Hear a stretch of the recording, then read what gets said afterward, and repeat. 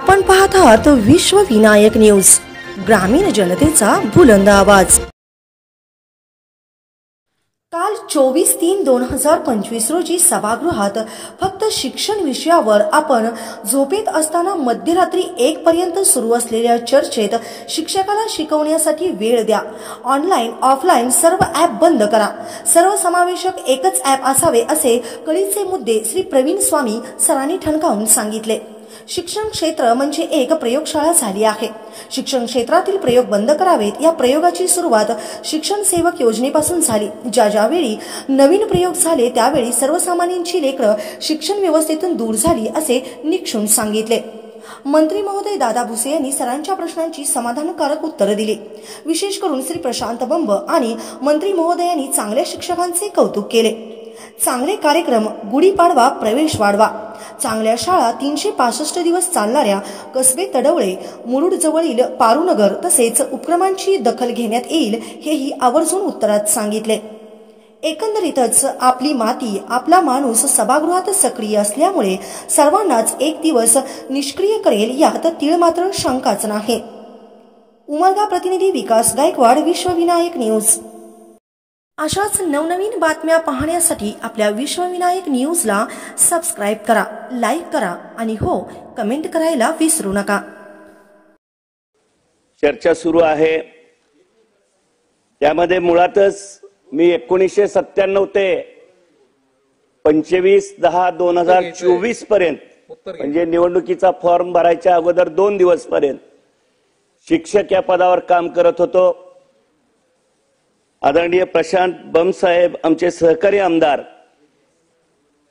आणि मी प्रवीण दोघांची रास सारखी आहे। शिक्षण क्षेत्राविषयीची तडप तेवढीच आहे।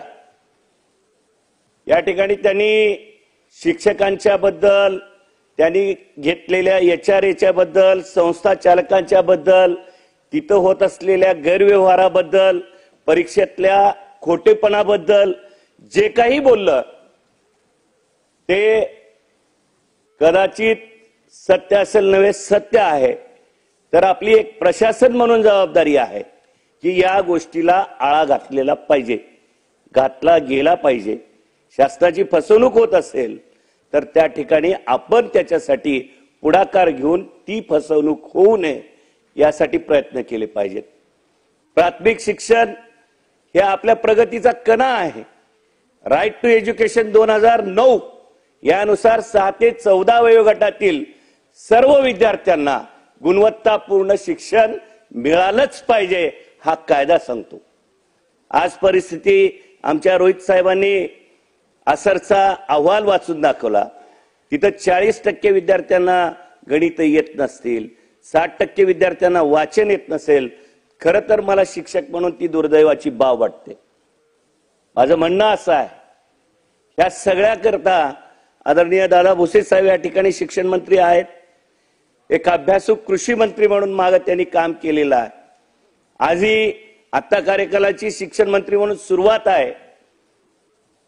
जे शिक्षण तज्ञ आहेत, जे शिक्षण प्रेमी आमदार आहेत किंवा या भारत देशामध्ये शिक्षणाविषयी अनेक प्रयोग केलेले लोक आहेत, त्यांना एकत्रित घ्यावं आणि या शिक्षण क्षेत्रामध्ये टप्प्याटप्प्यानं चांगल्या सुधारणा होतील याकडे लक्ष द्यावं। बंबसाहेब, आपण ज्या गोष्टी सांगितलेल्या आहेत, शिक्षक या ठिकाणी खाजगी धंदे करतात, व्यवसाय करतात, बरोबर आहे। त्याला पायबंद घालण्याचं काम कोणी करायचं आहे? प्रशासनानं करायचं आहे। ती जबाबदारी प्रशासनानं घ्यावी। त्याचसोबत शिक्षण म्हणजे एक प्रयोगशाळा झालेली आहे साहेब। या प्रयोगशाळेची सुरुवात शिक्षण सेवक योजना जेव्हा आणली आणि समान वेतन समान काम या धोरणाला सुरुंग लावला गेला त्यावेळेस थोडी शिक्षकाची मानसिकता खचली।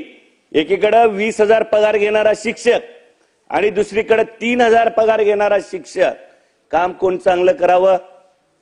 तिथं ती तफावत तिथून सुरू झाली आणि अनेक प्रयोगाच्या माध्यमातून या शिक्षण क्षेत्रामध्ये गोरगरिबांचा विद्यार्थी बाजूला कसं जाईल याची एक यंत्रणा समांतर पद्धतीने उभी झालेली आपल्याला दिसते।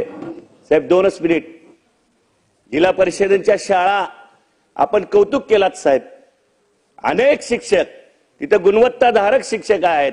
त्या शिक्षकांनी खूप चांगलं काम केलेलं आहे.